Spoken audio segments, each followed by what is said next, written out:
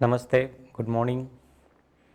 पिछले संडे हमने आसनों के प्रिंसिपल के बारे में कुछ बताना शुरू किया था और कुछ मुद्दों को हमने उठाया था कि जिसके ज़रिए हम हमारे आसनों का अभ्यास और गहरा बना सकते हैं। जैसे कि मैंने कहा कि आसन तो कुछ लोग सालों साल कर रहे हैं, लेकिन उसकी गहराई तक पहुंच नहीं पा रहे हैं। पिछले लेक्चर में जो मैंने मुद्दे बताए थे उसको ध्यान में रखते हुए अगर हम प्रोग्रेस करेंगे तो निश्चित रूप से उसी आसन से हमें कुछ साइकोलॉजिकल इफ़ेक्ट भी मिलेंगे और कुछ स्पिरिचुअल इफ़ेक्ट भी मिलेंगे। जैसे कि ग्रंथों में कहा कि आसनों से हमारे प्राण शक्ति केंद्रीभूत हो जाती है और फिर वो सुषुम्ना से ऊपर आने लगती है। आसन का ये फ़ायदा हम ज़रूर देख लेंगे अगर इसी मुद्दों से, इसी तत्वों से अगर आसनों का अभ्यास करें तो। फिलहाल अब हम आसनों के मैकेनिज़्म के बारे में आज बोलने वाले हैं। सबसे पहले हम शरीर के ऊपर जो आसन के मैकेनिज़्म होते हैं उसके बारे में बोलेंगे। अलग अलग प्रकार के आसन होते हैं, कुछ फॉरवर्ड बेंडिंग्स होते हैं, बैकवर्ड बेंडिंग्स होते हैं, ट्विस्टिंग्स होते हैं। तो हर आसन में कहीं ना कहीं कुछ मसल स्ट्रेच हो जाते हैं तो कुछ मसल कॉन्ट्रैक्ट हो जाते हैं। कुछ जगह ब्लड सर्कुलेशन जो है वो इम्प्रूव हो जाता है, बढ़ जाता है। तो कुछ जगह थोड़ा प्रेशर पड़ जाता है, चाहे वो अस्थियों के ऊपर हो, संधियों के ऊपर हो या अंदर के अवयवों के ऊपर हो। और सबसे इम्पॉर्टेंट कि कौन से भी पोस्चर में, आसन में हम अगेंस्ट ग्रेविटी हमारे शरीर को स्थिर रखते हैं तो एक एंटी ग्रेविटी मैकेनिज़्म जो है वो बॉडी क्रिएट करती है और बॉडी खुद को संतुलित बना देती है। तो ये संतुलन का, बैलेंस का जो मैकेनिज़्म है वो भी हम ध्यान में रखना चाहिए। सबसे पहले बहुत कॉमन मैकेनिज़्म जिसकी चर्चा आज हम करेंगे वो है स्ट्रेचिंग। हमारी बॉडी के अलग अलग अवयव स्ट्रेचेबल है, जैसे स्किन भी स्ट्रेचेबल है, मसल्स भी है, ब्लड वेसल्स भी है, अंदर के सॉफ्ट ऑर्गन्स जो है वो भी स्ट्रेचेबल है। आसनों में हम हमारे मसल्स का स्ट्रेचिंग देखने वाले हैं। वैसे स्ट्रेचिंग से तुरंत स्फूर्ति आती है, ये हम नहीं, एक जानवर भी जानता है। इसलिए एक कुत्ते का उदाहरण दे दो तो देखो कि वो जब सोकर उठता है तो सबसे पहले दो स्ट्रेच कर देता है, एक आगे और एक पीछे, और जितना हो सके उतना वो स्ट्रेच को अधिक अधिक महसूस करने की कोशिश करता है और बाद में तुरंत फ्रेश हो जाता है। जिन लोगों को आसन मालूम नहीं है वो लोग भी अगर ऑफिस में उनको थोड़ा आलस आता है, शरीर में हेवीनेस आता है, तो भी ये ऐसे अंगड़ाई देते हैं और बहुत से मसल को स्ट्रेच करके बाद में अचानक रिलैक्सेशन महसूस करते हैं। तो स्ट्रेचिंग का इफ़ेक्ट जो है वो तुरंत मिलने वाला है। आप देखो, जैसे ही किसी मसल को स्ट्रेच किया तो वापस आते वक्त ही हम महसूस करते हैं कि बॉडी में अब हल्का लग रहा है, यानी कुछ तो हुआ है। फिजियोलॉजिकल मैकेनिज़्म समझना चाहिए। जैसे ही हम किसी मसल को स्ट्रेच करते हैं, ये मसल के जो फाइबर्स एक दूसरे को पैरेलल है उनकी लेंथ बढ़ जाती है, उनका दोनों के बीच का अंतर थोड़ा बढ़ जाता है, तो दोनों के बीच में जो ब्लड वेसल फॉलो हो रही है उस ब्लड वेसल को एक जगह मिल जाती है, तो ब्लड का फ्लो बढ़ता है मसल के तंतुओं की तरफ, फाइबर की तरफ। तो मानो आपने 15 सेकेंड से लेकर 30 सेकेंड तक वो स्ट्रेच को मेंटेन करके रखा, तो तब तक मसल के एक एक फाइबर को ये ऑक्सीजन का सप्लाई मिलने वाला है, बाकी के जो न्यूट्रिटिव मूल्य है उसका भी उनको सप्लाई मिलने वाला है। तो एक प्रकार से मसल का न्यूट्रिशन होने वाला है और इसीलिए तुरंत हम एक फ्रेशनेस महसूस करते हो। तो जो मसल थोड़े से डल हो चुके हैं, जिनको ऑक्सीजन की न्यूनता है, जिनको कुछ ऑक्सीजन के मोलिक्यूल की तुरंत ज़रूरत है, ऐसे मसल को हम थोड़ा स्ट्रेच क्या करें, तुरंत वो रिफ़्रेश हो जाते हैं। ये फ़ायदा है। लेकिन ध्यान में रखना चाहिए कि हमारे शरीर में 600 से ज़्यादा मसल्स है, तो किसी एक आसन में हम सारे के सारे मसल स्ट्रेच तो नहीं करते, इसलिए हमें कुछ वैरायटी ऑफ आसन का अभ्यास करना चाहिए ताकि हम कम से कम दिन में एक बार उन सारे मसल ग्रुप को एक जस्टिफाई करेंगे कि उनका पोषण करेंगे। ऐसे कितने मसल्स है, आप किसी सीडेंटरी जॉब में पड़े हुए लोगों को कंसीडर करो, ऐसे कितने मसल्स उनके शरीर में हैं जो कई दिन तक ठीक से यूज़ हुए ही नहीं है। और नेचर का लॉ यही कहता है कि अगर आपने यूज़ नहीं किया तो उसमें डिजेनरेशन आने वाला है। और वही होता है कि धीरे धीरे उनके मसल स्टीफ होने लगते हैं, कड़क होने लगते हैं, जैसे पत्थर जैसे कड़क हो जाते हैं। और ऐसे मसल स्ट्रेचिंग के लिए रेडी नहीं होते। तो किसी एक दिन अचानक ज़रूरी काम के लिए अगर स्ट्रेचिंग करना पड़े या बॉडी में कोई जर्की मूवमेंट हो जाए तो वो स्ट्रेच मसल सह नहीं पाता, उससे इंजरी होने की संभावना है। और इसीलिए रेगुलर स्ट्रेचिंग ज़रूरी है। आप देखो किसी स्पोर्ट्स में भी ज़्यादा जिसको मस्कुलर एक्टिविटी बोलते हैं अगेंस्ट रेजिस्टेंस, जैसे वेट एक्सरसाइज हो या किसी स्पोर्ट्स में भी मसल की ओवर एक्टिविटी हो, उसमें भी बार बार मसल का यूज़ करने से धीरे धीरे मसल में एक तनाव आने लगता है, उनमें स्टिफनेस आने लगता है और उनको भी स्ट्रेच करने की ज़रूरत है। यानी किसी भी प्लेयर को अपने शरीर को तंदुरुस्त रखने के लिए, फिटनेस रखने के लिए रेगुलर स्ट्रेचिंग की ज़रूरत है, नहीं तो उसका फिटनेस ख़राब होगा और जिसका परिणाम उसके स्पोर्ट्स पर भी होगा। और तीसरी बहुत इम्पॉर्टेंट बात यह है कि जो लोग तनाव में रहते हैं, जो लोग बहुत टेंशन में रहते हैं, उन लोगों के ब्लड में एड्रेनलिन नाम का जो स्ट्रेस हार्मोन है वो ज़्यादा प्रमाण में रहता है, जिसके कारण भी हमारे ब्लड वेसल्स भी कॉन्स्ट्रिक्ट रहते हैं और मसल भी धीरे धीरे कॉन्ट्रैक्ट रहने लगते हैं और उससे भी धीरे धीरे स्टिफनेस बढ़ने लगता है। तो किसी भी कारण हम इस प्रकार से स्टिफनेस बढ़ गया तो आंसर वही है कि हमें रेगुलर स्ट्रेच करना है। वैसे बाकी के खेलकूद में भी मसल स्ट्रेच होते हैं, लेकिन वो जर्की स्ट्रेच है जिसमें हम तुरंत छलांग लगाते हैं और मसल को ज़बरदस्ती खिंचाव देते हैं। आसन में ऐसा नहीं है।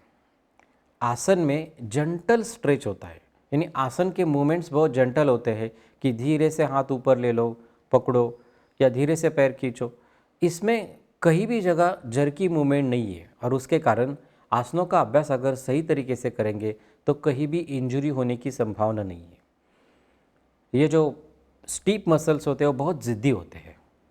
अगर उनको ज़बरदस्ती जर्की स्ट्रेच करके अगर उनका खिंचाव किया तो वो टूट जाते हैं, उनके छोटे छोटे फाइबर्स में इंजरी हो जाती है।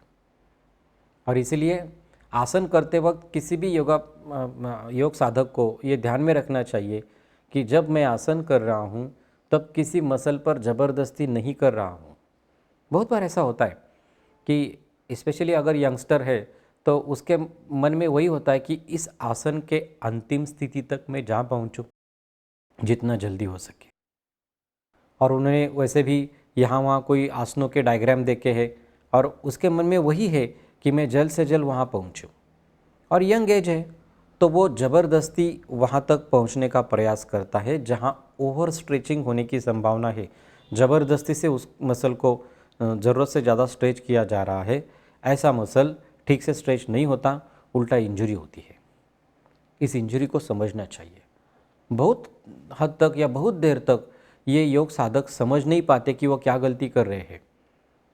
कितने यंगस्टर ऐसे होते हैं कि वो आसन में दूसरों से तुलना करते कि अरे इसका भी हो रहा है आसन, मेरा भी हो रहा है, मेरा नहीं हो रहा है, इसका हो रहा है। तो वो अब किसी को दिखाने के लिए या उसका ईगो हर्ट होने के कारण खुद को प्रूव करने के लिए ज़बरदस्ती करके स्ट्रेचिंग करके वो आसन के अंतिम स्थिति में जाता है। अब क्या होता है कि उस वक्त यंग स्टेज के कारण जो थोड़ा बहुत पेन हो गया है वो पेन वो सहता है, लेकिन वो आनंद मनाता है कि मैंने वो आसन की अंतिम स्थिति प्राप्त कर ली। अब ऐसे लोगों में क्या होता है देखो कि वो मानो सवेरे के 1 घंटे के योगा क्लास में ऐसे यंगस्टर्स अच्छे से आसन कर दिखाते हैं, यानी दूर से योगा टीचर को दिखता है कि अरे उन्होंने आसन कर दिया, उसकी अंतिम स्थिति में वो जा पहुंचा है, लेकिन वो ज़बरदस्ती जा पहुंचा ये मालूम नहीं है। और इसके कारण पूरे दिन भर उसका शरीर थोड़ा हेवी रहता है, हल्का सा मानो जैसे फीवर आ गया है, थोड़ा वेदना रहती है। तो यही सिलसिला चला रहता है कि दूसरे दिन तक वो मसल रिपेयर हो जाते तो दूसरे दिन फिर वही खींचातानी हो जाती है और उसके कारण फिर दिन भर हल्का सा फीवर या हेवीनेस रहता है और बहुत दिनों तक वो ओवर स्ट्रेच कर रहा है, ये खुद समझ नहीं पाता और किसी एक दिन फिर कुछ हफ्तों के बाद पता चलता है कि शरीर में तीव्र वेदना शुरू हो गई है। ये क्या हो गया? तो वो कहता है मैं तो सारे आसन कर रहा हूँ तो मुझे ये वेदना क्यों शुरू हो गई? यहाँ ये समझना चाहिए कि वो अंतिम स्थिति में ज़बरदस्ती से जा रहा है। तो ये किसी भी योगा साधक को समझना चाहिए कि जो मैं स्ट्रेचिंग कर रहा हूँ वो सही स्ट्रेचिंग है या कुछ गलत स्ट्रेचिंग है। Proper stretching and improper stretching, ये खुद से इवैल्यूएट होना चाहिए। रोज़ के रोज़ उन्होंने उसके बारे में सतर्क रहना चाहिए। बहुत सीधी बात है कि मानो जैसे सवेरे सवेरे मैंने आसन किए, कुछ मसल्स को स्ट्रेच किया, अगर वो सही स्ट्रेच है, अच्छे तरीके से स्ट्रेच है, तो दिन भर मैं शरीर में हल्कापन महसूस करता हूँ, फ्रेशनेस महसूस करता हूँ। दिन भर मेरे शरीर की जो हलचल होती है, मैं कोई वस्तु उठाता हूँ, यहाँ जाता हूँ, वहाँ उठता हूँ, ऐसे घूमता हूँ, टर्न होता हूँ, हर हर बॉडी मूवमेंट जो है उसमें एक ईजीनेस रहता है, कोई वेदना नहीं है, आलस नहीं रहता। अगर ऐसा आप महसूस कर रहे हैं दिन भर के क्रियाकलाप में, तो समझो आपने जो स्ट्रेचिंग किया है वो सही किया है।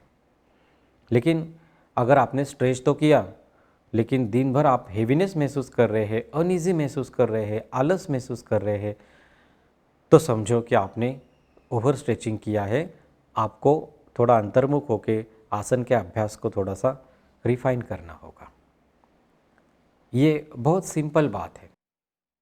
अब बहुत से लोगों में कुछ कुछ छोटी बातें होती है जो समझ नहीं पाते।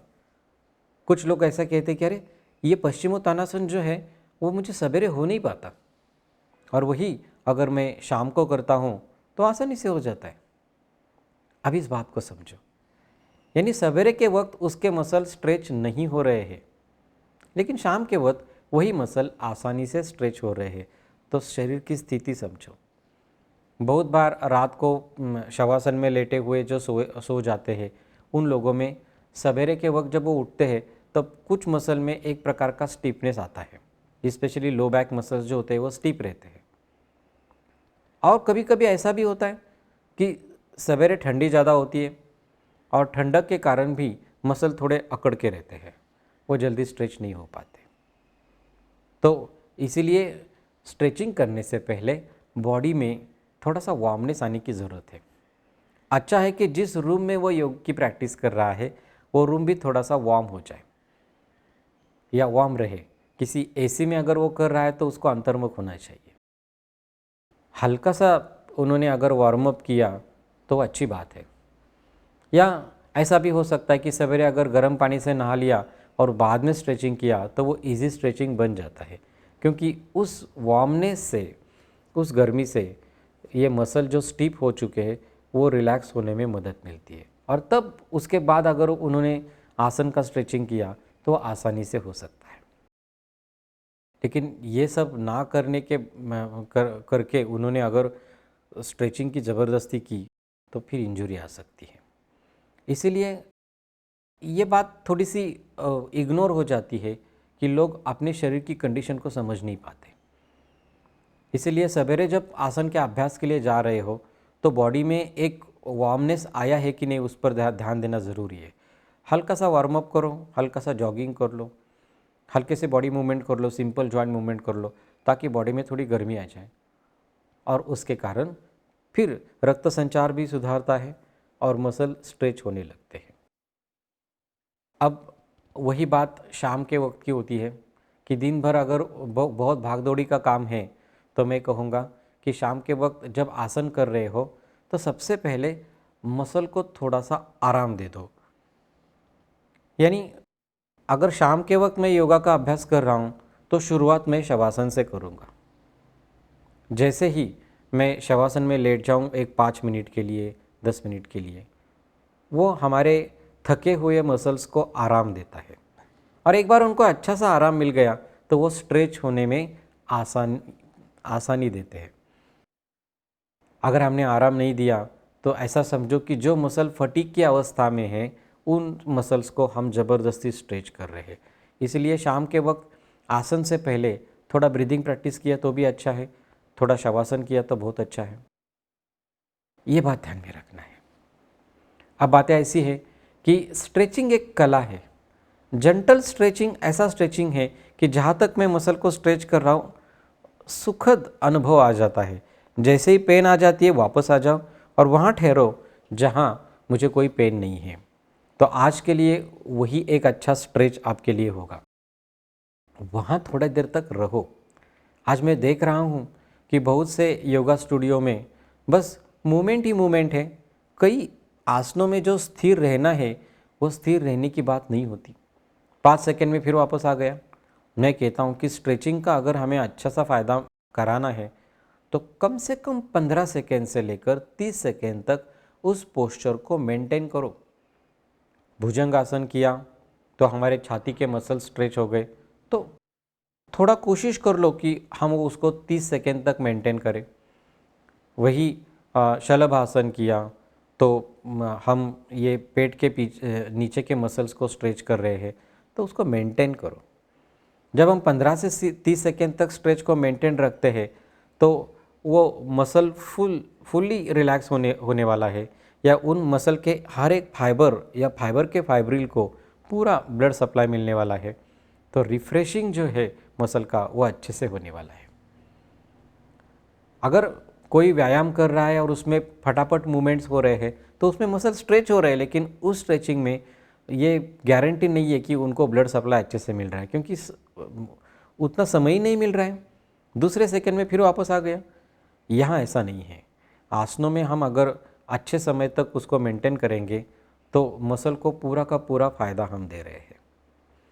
रेगुलर स्ट्रेचिंग से मसल की इलास्टिसिटी बढ़ने वाली है, और इसीलिए ऐसे रेगुलर स्ट्रेचिंग होने के बाद जो हमारी बॉडी लैंग्वेज है वो सुधरने वाली है। जहाँ कहीं हम बैठेंगे अच्छे से बैठेंगे, अच्छे पोस्चर में बैठेंगे। जहाँ कहीं खड़े रहेंगे अच्छे पोस्चर में, अच्छे गेट में खड़े रहेंगे। तो इसका मतलब आसनों का सही अभ्यास हमारे जीवन शैली में, हमारे जीवन के क्रियाकलाप में दिखाई देने वाला है, और वो दिखाई देना चाहिए भी। आसनों का ये फ़ायदा यहाँ तक सीमित नहीं है, और तो और आसनों से धीरे धीरे शरीर और रिफ़्रेश होने वाला है, और ये उत्साह बढ़ने वाला है। मानो जैसे आलस जो होता है वो धीरे धीरे गायब होने वाला है। नहीं तो आदमी का बिना कारण आलस बढ़ने लगता है, कोई एजेंडा ही नहीं होता, और धीरे धीरे इतनी आदत होती है कि उनको मालूम ही नहीं है कि उनका शरीर कितना जड़ हो गया है, हेवी हो गया है। रेगुलर स्ट्रेचिंग करने से ये जड़त्व निकल जाएगा, और फिर हर क्रियाकलाप में उसको एक फ्रेशनेस महसूस होगा, उत्साह महसूस होगा। ठीक है, अब स्ट्रेचिंग के इतने फ़ायदे हैं, और सबसे इम्पोर्टेंट फ़ायदा ये है कि स्ट्रेचिंग के कारण जो स्ट्रेस से हमारे शरीर पर जो तनाव महसूस हो रहा है, यानी स्ट्रेस के कारण मसल धीरे धीरे स्टीफ हो रहे हैं, वो स्टीफनेस निकलने वाला है। आप देखो कभी कभी शरीर पत्थर जैसा स्टीफ होता है, लेकिन जैसे ही ऐसे स्ट्रेस वाले आदमी आसन शुरू करते हैं, कुछ ही हफ्तों में उनका शरीर जो है वो हल्का होने लगता है, और ये जो स्ट्रेस हार्मोन के कारण जो मसल का स्टीफनेस आ गया है वो छूटने लगता है। इवन स्ट्रेस की टेंडेंसी भी कम होने लगती है, और जिसके कारण जो वेदना है वो वेदना कम होने लगती है। सेंसिटिविटी जो बढ़ गई है वो भी कम होने लगती है, तो ज़िंदगी आसान बन जाती है। आसनों के बारे में, उसके मैकेनिज़्म के बारे में हम और कुछ बोलेंगे अगले हफ्ते या अगले लेक्चर में। धन्यवाद।